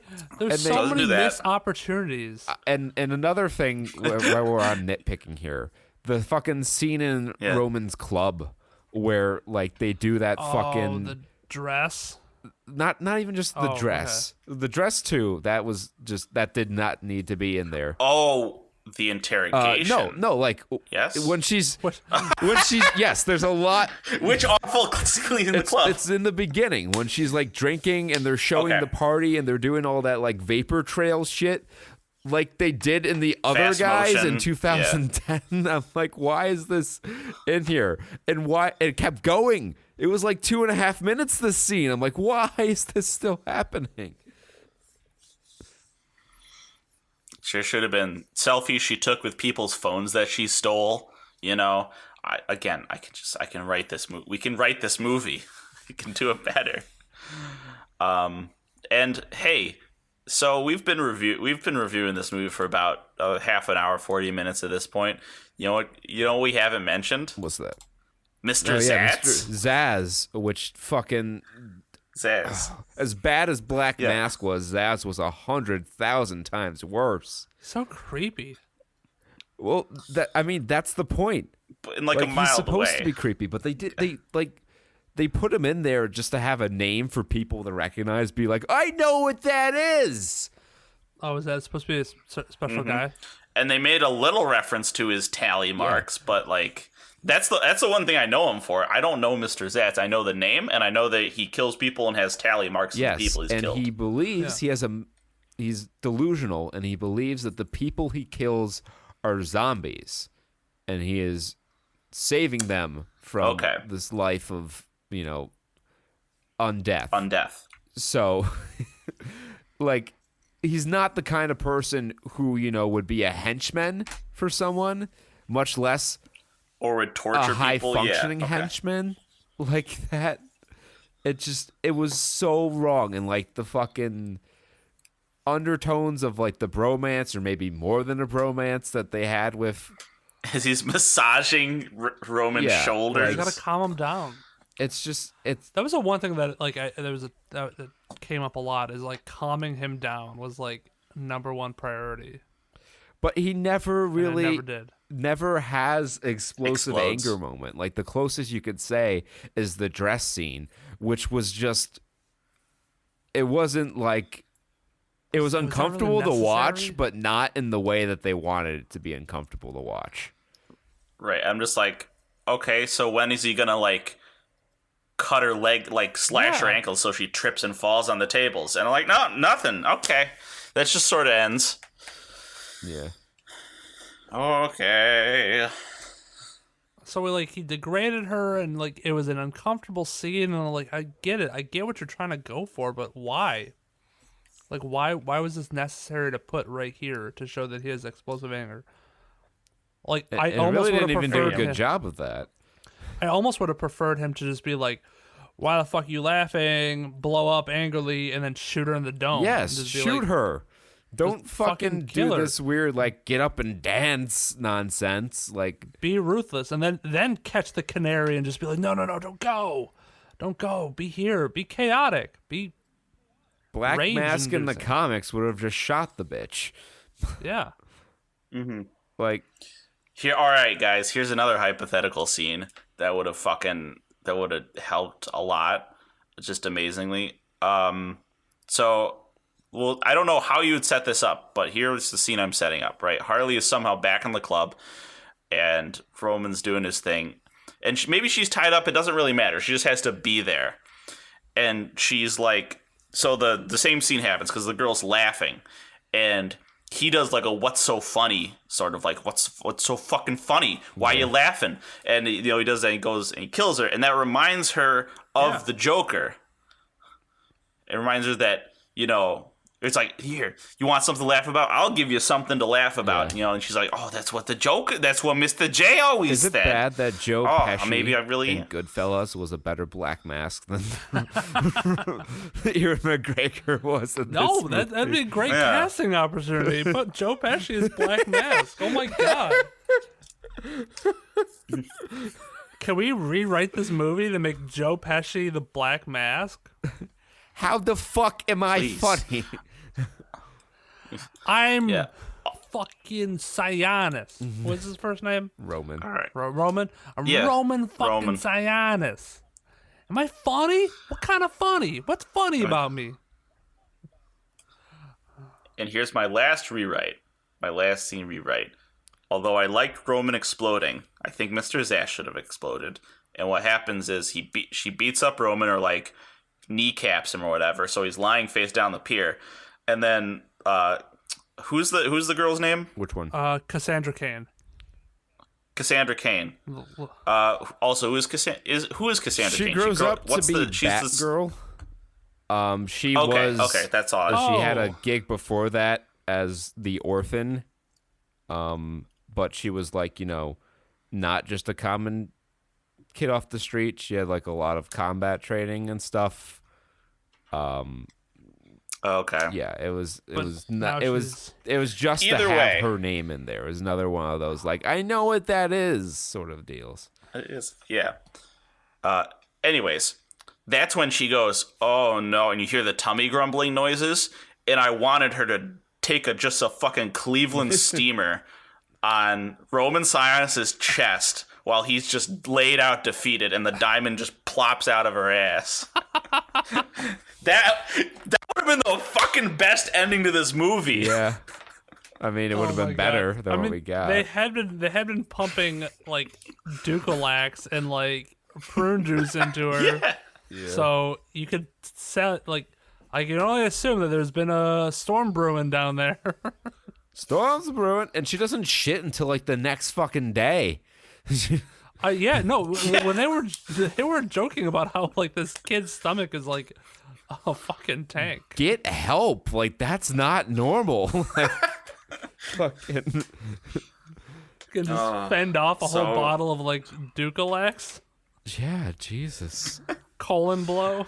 Cool. Colin Blow. Yeah, like These random jokes so are much making me better laugh than this more than fucking I did movie. Like during I hate this movie. I'm just gonna say it. I hated this movie. I don't think anyone should see it ever. I think What's this rating? is just another, like, I don't know. I mean, it's going to get good reviews because that's the trend in Hollywood. If it has a female writer or director, in this case, it had a female writer and director. Oh boy, you can't criticize it because then you'll get Me Too'd and canceled. Like this movie was bad. It was straight up bad. There's no two ways about it. It was poorly written. It was poorly directed. The fucking Birds of Prey didn't need to be in there at all. They were just like shoehorned in there. They get mentioned in the Yes. epilogue. This literally could be just changed to like a Harley Quinn movie and have these characters in there and never mention Birds of Prey, and it's the same fucking movie. And the saddest part, Call it the fantabulous emancipation of one Harley Yes. Quinn. That's a title. yeah, and like the fucking, and the sad part about this is that we all, I know at least I did, call it in the trailer. I'm like, this doesn't seem like it's gonna have a lot of the Birds of Prey in it. I don't know why this isn't just a Harley Quinn movie. And now that I've seen it, I have the same fucking evaluation. Yeah, it wasn't. There's no Birds of Prey, just all Harley Quinn. Yep. So Yep. bad movie. Yep. If Don't see it. Don't see it. Yeah, Wait, don't save see your it. $10. Go see Whatever. Sonic next disavow week. anyone who says Suicide Squad was bad, but this movie was Yes. good. I think this movie was 'Cause they're worse than lying. Suicide Squad. Suicide Squad was a bad movie. Oh, that's a tough question. I don't know if this was. I don't want. That's not even a debate. I want to try it. This just. Yeah, there's no way you what- can there- win There that. are no winners here. I just want to make that clear. But, oof. I kind of think Suicide Squad was worse simply because they had more characters that they didn't develop backstories for. And we were supposed to care about. But, again, there are no winners here. Like, this is like. Yeah. You're asking me to choose between Fateful Findings and Double Down. Like, there's not Yeah, a good exactly. choice here. There's-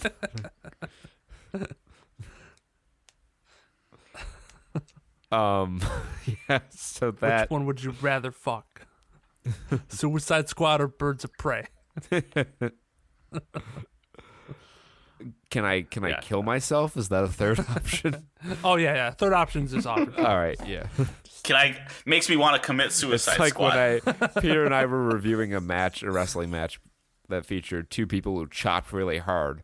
And I was like, if I had to choose between being chopped by one or the other, I would retire. You know, but this makes me wonder, are they going to do a third movie where it's Suicide Squad versus Birds of Prey? Don't No. even put that in their fucking mind, Jake. I think they should do it. I think they should go for broke, make the worst movie ever.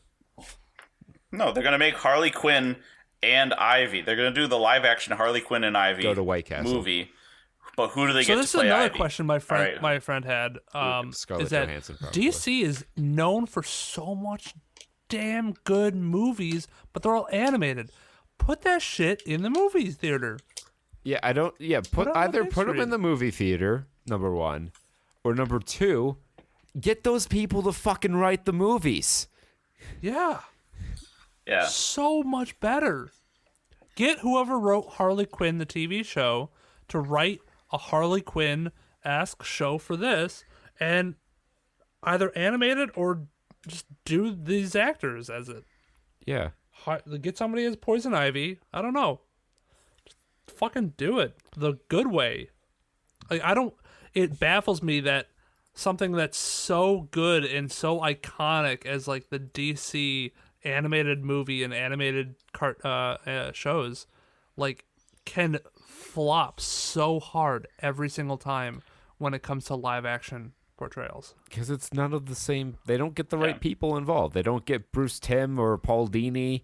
Well, it'd be more Paul Dini because Bruce Timm was the animator. But they don't get Paul Dini in there to write stories for them. They have these people. Like, the Warner Brothers owns DC. They're all a subsidiary. Like, these people are under contract. And honestly, it's not even just that. It's even like the CW shows. Those God. Those are not bad. Like, honestly, I prefer all the CW stuff over any DC product. Maybe other than, like, Shazam. Maybe Wonder Woman. That is a hot take. I will say that. I'll say this. I've never seen The Flash. I was okay with the first season of Arrow, but other than that, I have not enjoyed any of the CW DC shows. Oh, maybe not Jake. Batwoman. I haven't seen. Oh my that God! One, so I can't see. I can't say all of them. Fucking talk Or to me Black about Lightning. Batwoman. So, to you, Jake, here's all I have to say in favor of the live action Harley Quinn. Now, sadly, Vern Troyer has left us, but a live Vern Troyer in a crazy hair wig as Dr. Psycho on Jerry Springer saying misogynistic shit. Mind, dude. I would lose my mind. I would instantly consider that the best movie ever. It hits all my greatest points. Vern Troyer, wig, misogyny, Harley Quinn, all that. Covers all the bases. You'd have to somehow find a way to get Mike Myers in there so they can recreate the greatest scene ever. Yes. With Jerry Springer, Dr. Evil. You need to have that magic in there. Could Mike Myers be Kite Man? I don't see why not. I don't know. That one might be a stretch. Kite Man has to be like who's fucking Owen Thunderguns in fucking Jurassic Park? Chris Pratt. Who was it? Chris Pratt. I think Chris Pratt would be Ryan Kite Reynolds. Man. I would be okay with Ryan Reynolds as Kite Man, because he could play off that like douchey. I think Ryan Reynolds needs to be the Joker. Oh my God. Because he could be a real asshole. Like, he could have that snide Ryan Reynolds asshole. should stick to Deadpool and stay as far away from this as fucking possible. That's fair. We should have an episode where we just come up with our dream cast of like a DC universe. Peter and I should just finally sit down and fucking laboriously write this question movie we've had kicking around for years. Yes. Our dark film noir question movie. That would. Hey, who knows? We might get it with the Batman. Maybe. No one's going to ever write... The question will always be a side character, which is a shame, because everyone fucking loves Rorschach, but ain't no one want to talk about the fucking question. Yeah. I want to talk. No one. All right. We've stopped talking about Harley Quinn. We've gone on to our own lives here. And I think there's nothing more we can say about it. We could... Thumbs? I just want, as a final note, we did talk about the plot. I was going to say, try and guess what the plot was for this whole fucking review, because I don't know. Kid eats diamond. But, criminal wants diamond. Kid poops diamond. And Roman explodes. That's all there is. Hashtag Roman win. Then Roman won. Roman Reigns speared the diamond out of Cassie Kane and won the Royal Rumble. It's 98 Kane. So that's fucking Birds of Prey. Just do yourself a favor. Don't go to see it because you want to see how bad it is. It's not worth the money. yeah, it's not even worth that, honestly. It's just a dismal movie-going experience. But we hope that this wasn't a dismal listening experience for you, and we hope that you enjoyed it enough to subscribe to the show and leave it a good review and check out some of the other stuff we do. SaturnStuds.com is the place to go. It has links to our social media. Twitter, we're at StudsSaturn. Facebook.com/SaturnStuds. We got a YouTube channel. We got a couple streaming channels. We do Twitch and Mixer. It's not like different content. We simulcast to both, so whichever platform you have more like virtual currency or whatever stake in, you can use and watch us just fine. We have donations are available. You can donate to the show if you want to support it. We don't care if you do or don't. There's no thing to do. But if you donate $5 or more and then get in touch with us, we will put your name on a segment. You can sponsor a segment. It can be Trea Watch, brought to you by Alex Smith, unless that's not your name. And instead of being brought to you by a virgin Yes. Tom Collins and a single garlic Yeah. pickle. the saddest fucking short story that's ever been written. Peter's Breakfast by Peter Hoskins. A swig of virgin Tom Collins mix and a single garlic pickle. The end. But yeah, that was episode 197. We'll be back next week with our review of the Sonic the Hedgehog movie, a movie which you all have a duty as consumers to go see. You got to reward Paramount for putting in the effort to fix the design. Don't just save the money. If you were thinking of going to Birds of Prey, don't. Just wait a week and go see Sonic. I can't tell you it'll be much better, but at least you'll be using your money for good. All right, that's all I got. So until next time, be well, stay safe, and party like it's 1995. Peace. Bye.